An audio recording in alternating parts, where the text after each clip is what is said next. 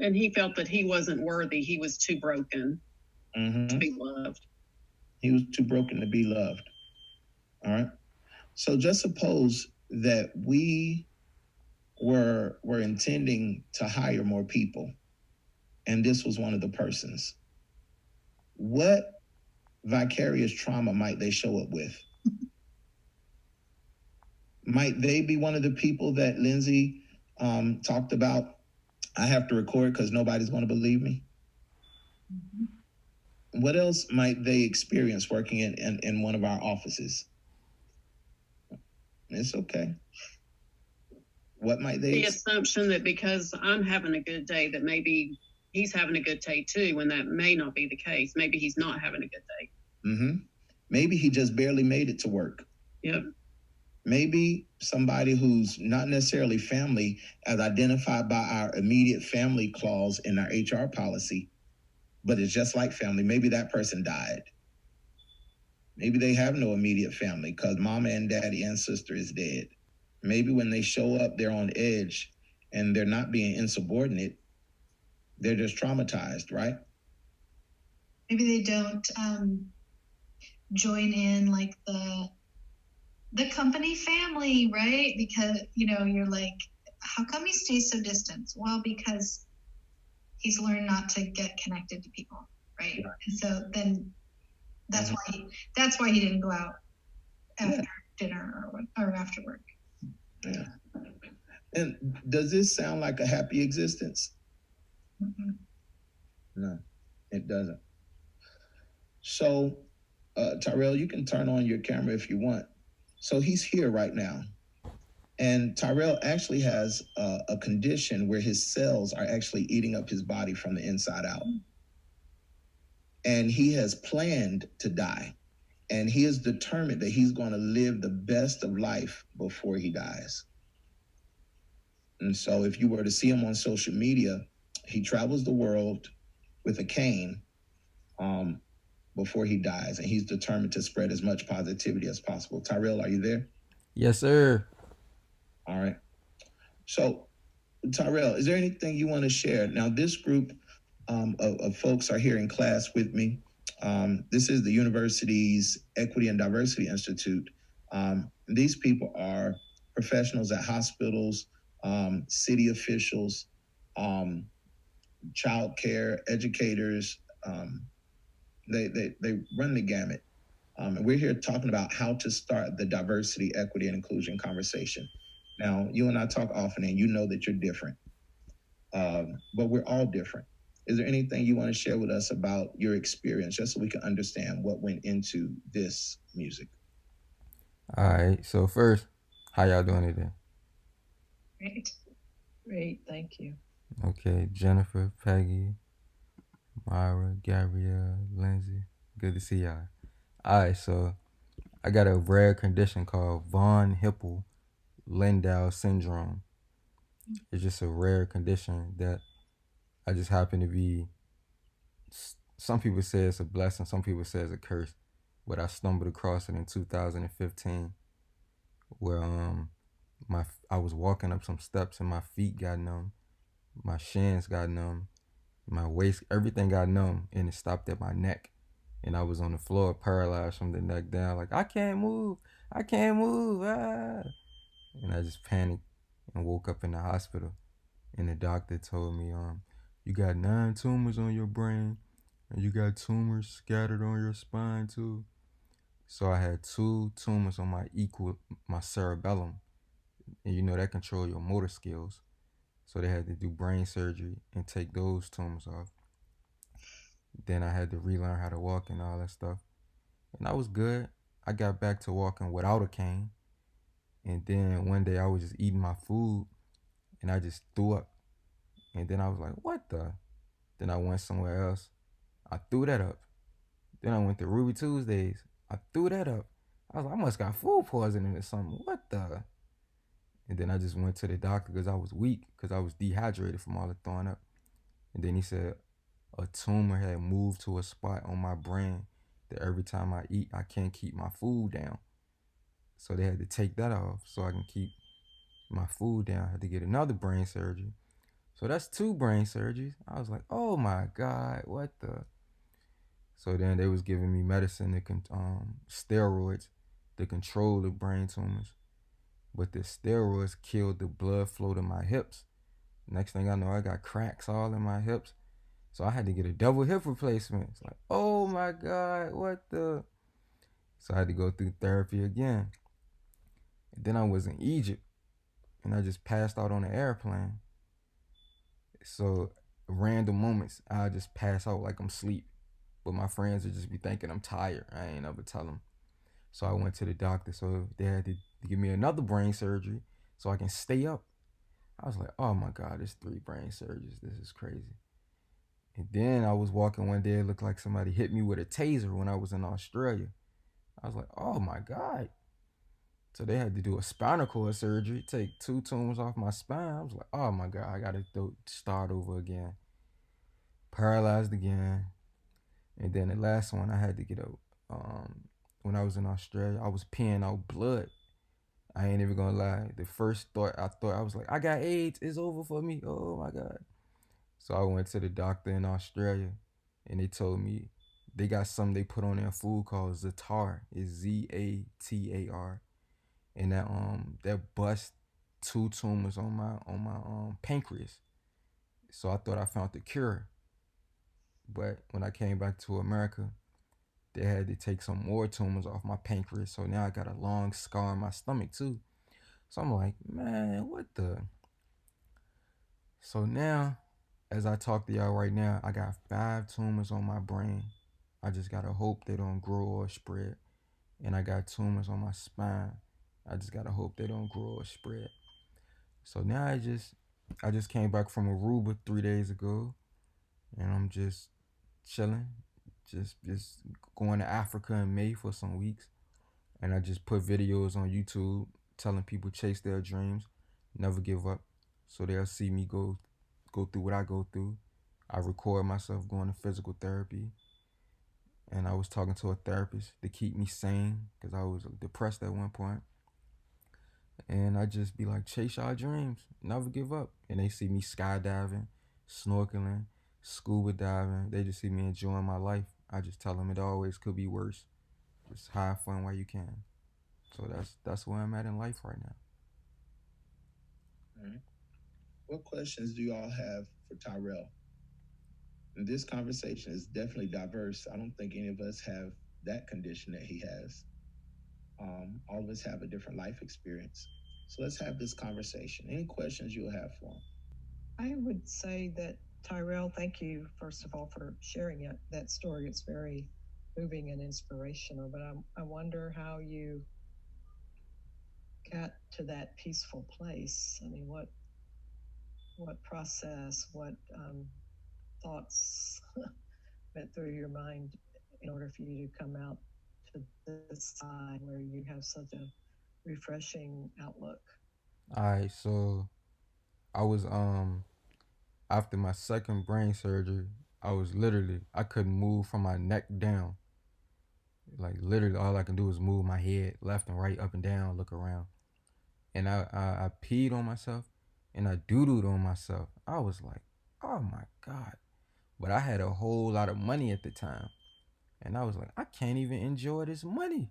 Cause I ain't gonna lie, I used to love money. Now money just come and go.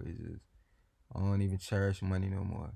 And once I realized that money not everything, and I got a huge support system, I was like, people actually love me. That's okay. So that's what I feel like love keep me alive. Like long as I got love in my life, people being nice to me and generous, I'm happy. For real. It's like that makes me happy, and then me being happy makes other people even more happy. So that's what keep me peaceful right now. Mm-hmm. Who else? Y'all can talk freely. Tyrell knew that we were having a conversation, so it's okay. Yeah, I'm pretty much an open book. Hey, this is Lindsay. I'm so sorry I had to join late because I was having technical difficulties. And so I missed maybe if we had an introduction to Tyrell before. But I guess my question is, Tyrell, why can't we see you right now? I'm looking at like your name on the screen and I don't see your face. Oh, let me get up for y'all. I was literally laying in the bed under the covers. I'm about to get up for y'all so y'all can see me. Hold on. All right.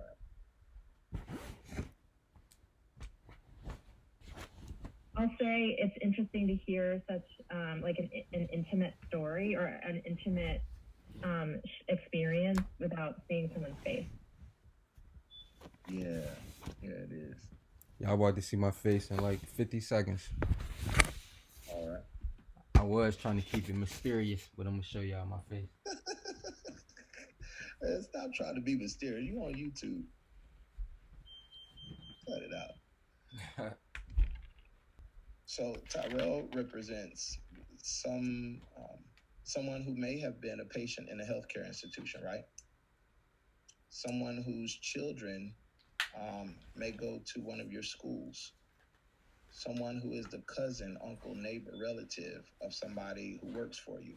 Or he may be somebody who works for you. And he's showing up doing the best that he can, just making it that day. And if we're not careful, we'll make assumptions that will stop the conversation. But if we are truly equity advocates, then we will ask questions, not the type of questions that make someone feel like a science project, but the type of question that embrace humanity, like what Peggy asked. How did you make it? You get what I mean? How did you stay positive? And then we can start to see that at the core, what his answer was is probably many of our answer. Money is not everything. It's about love and acceptance. And that's universal, isn't it? All right. So while he's getting his face ready. Yeah, I had to sit in my media spot. Yeah, because I moved slow. I had to get up and walk and stuff. You know. That's right. What other questions do you all have? Let me turn my light on too. Hold on. Oh boy. Yeah, ask away. So is that what is your job? Is it are you a YouTuber? Is that how you make money, or are you?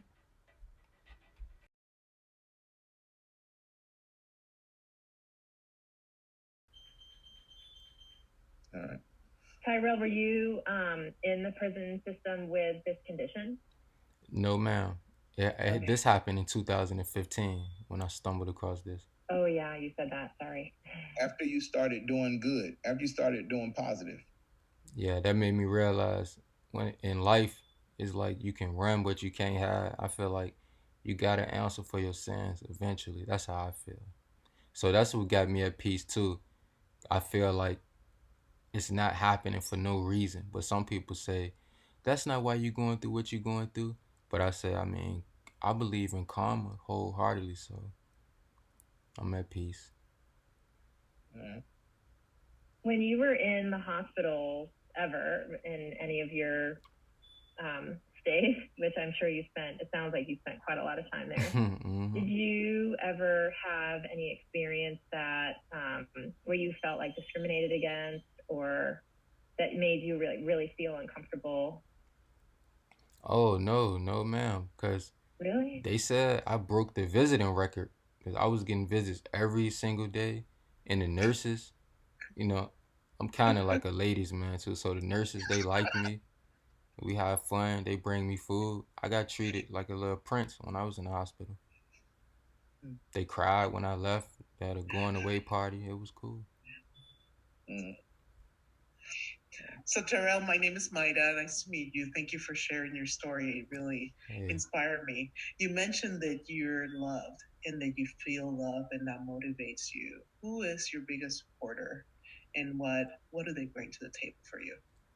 I'm gonna say I got a female best friend, and it's just something about this gonna sound so crazy, but it's something about passion, not even from a sexual standpoint.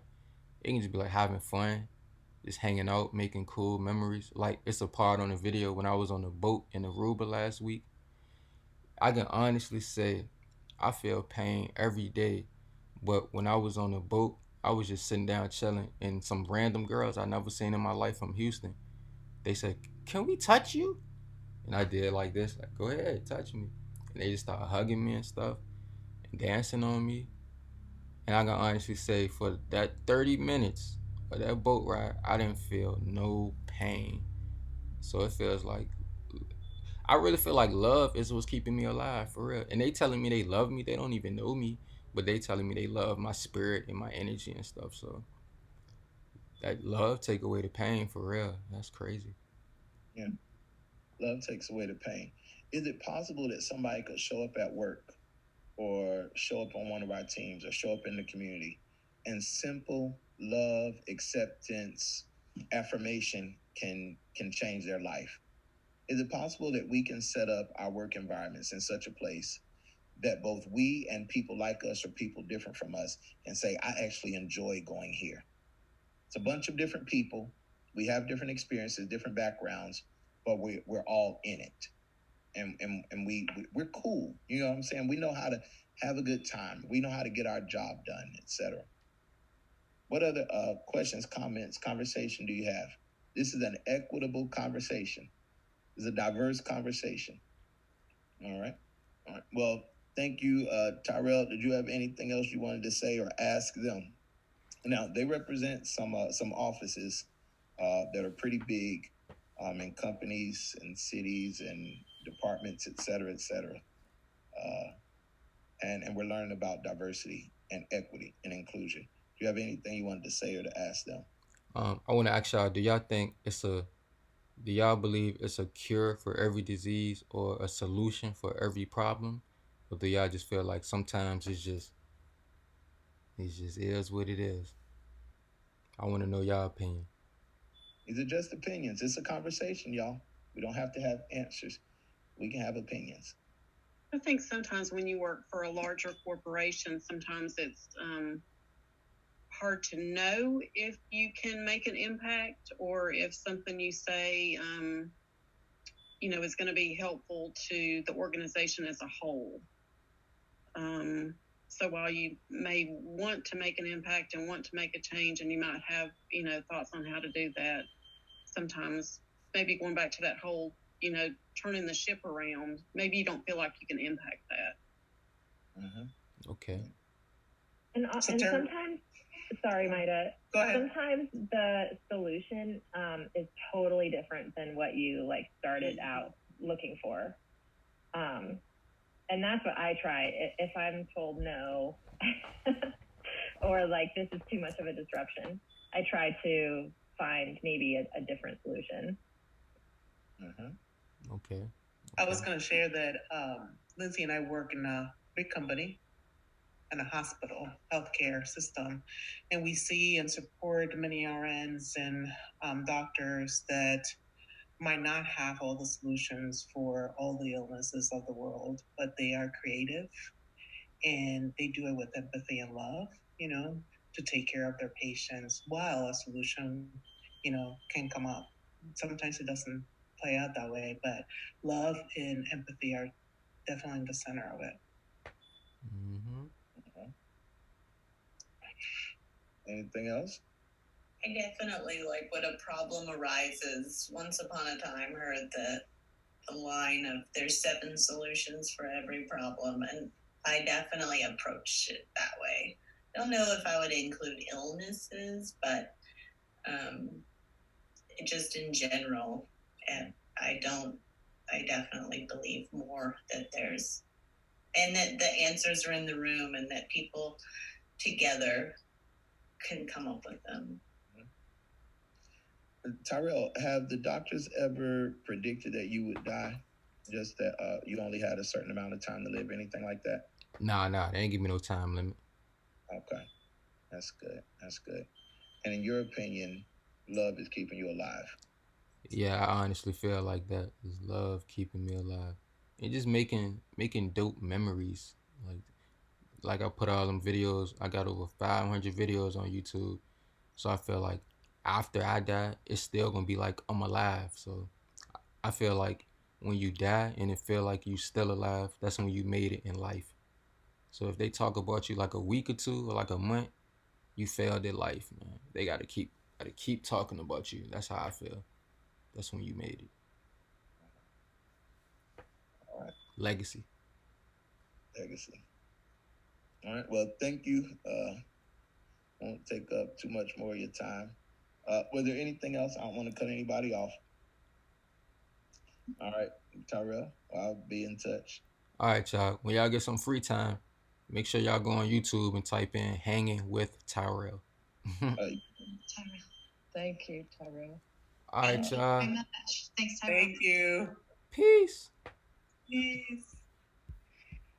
All right. So when we think about the diversity